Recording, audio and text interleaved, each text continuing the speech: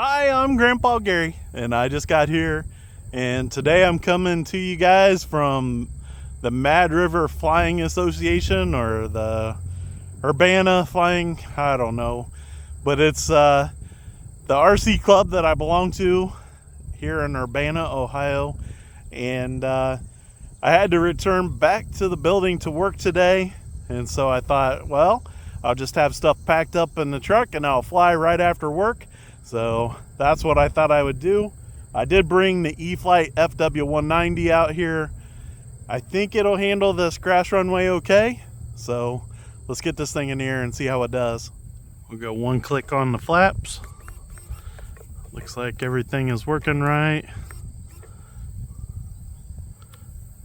Safe is off. Let's do it.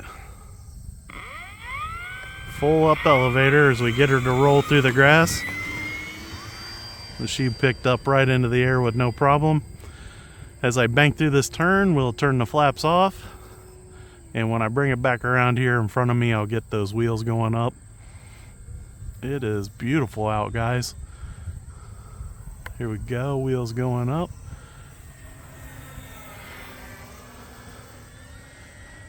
Looked really nice. Love flying this airplane. It looks so good in the air.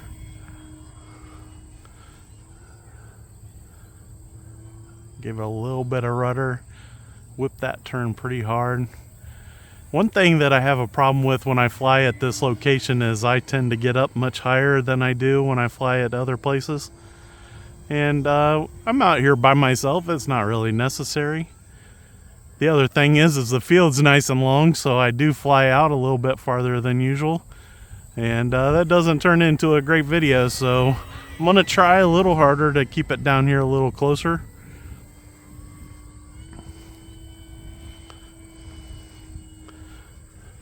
And take it up and do the old wing over.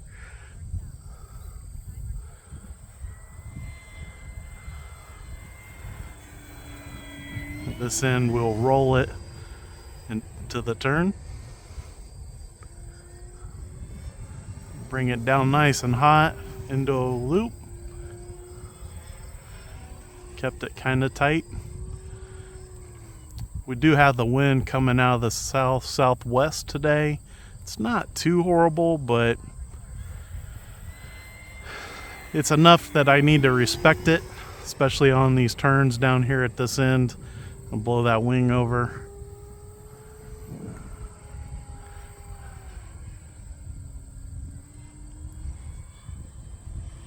I definitely felt like I was going too slow when I rolled into that turn, and maybe needing a little bit of up like this. That looked nice and aggressive. Loved the way that looked. It's nice and sunny out today, and the temperature's not bad at all, really. I am standing in the middle of the runway, so I am arching out around me a little bit, and that's only because there's nobody else here. And I do have to be ready to get this thing on the ground, because this flying location, the airport is down here to my right. And before I took off, I noticed care flight or whatever come into the hospital, so I do need to be ready to be cognizant to them. But they just came in, so I feel like I got at least a 5-minute flight time.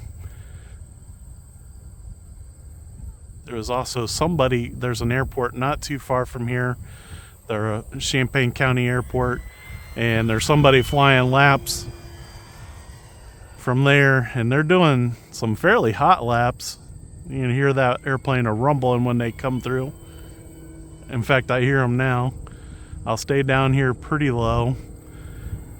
He shouldn't be coming by too close.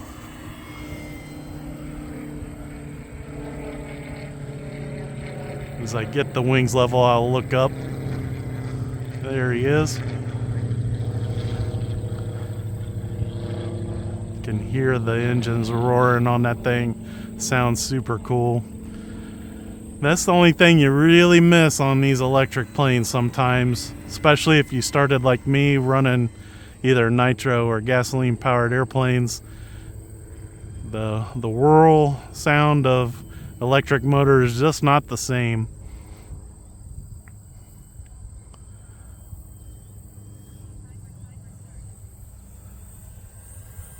Kind of slow pass. Picking up the pace. This airplane does have the battery in the tray, and so I don't do a lot of long periods of inverted flight when an airplane has a battery tray, just because of what happened with the P-47. And I don't think it's quite the risk with most of these because the battery trays in most of these are level, but that P-47, they had it angled, which is perfect when it's upright because it slides down into the nose, but inverted, then it's sliding back out towards the canopy, and that's exactly what happened in that flight. And such a disappointment because it busted up pretty good.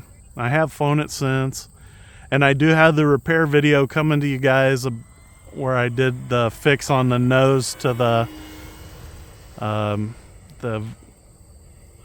Viper 90 from that last crash. I have already done the hot water treatment to make the foam expand back into shape, and then what I still have to record is gluing the pieces back together and showing you guys how to fill any gaps that are left, and then possibly a little bit of touch-up paint. I don't usually bother with that, but I'll do it for the video. There you go, wheels are down. We'll go one click on the flaps. Probably don't need it for the grass, but we'll do it. In fact, we might do a touch and go. See how this looks. Get it down here pretty close. Staying in the power, guys. That was a wind, caught me. And so we're gonna go on around, and we'll carry a little more speed as I come back around again into the wind. It is angled just a little bit, so that is causing a little bit of issue, but we'll get this. There we go, letting the nose come down. Backing out of the throttle, looking really nice on that landing. Well, it doesn't look too bad at all, really. I really like that. And full elevator, guys. Here, we'll shut the flaps off and make sure I don't get wind coming, pushing on the wings to try and lift it as I taxi back. But full elevator as I taxi. Make sure that tail wheel is pinned to the ground. Helps with the steering, keeps the tail from hopping up. Tail hops up like it is, you see there. When it hops up, the tail wheel's not touching and you can't steer too much. So, but that's the E-flite Focke-Wulf Fw 190, I think A is what they got on there, or D, I don't know. But anyways, I love this airplane. It flies so good. So guys, thanks for watching the video today. Big thanks to the Lord for a beautiful day, and I appreciate all of your guys' support. You guys are amazing. I love it when you guys watch the videos. Give me that thumbs up, leave some great comments, and until next time, I'm Grandpa Gary, and I just got here.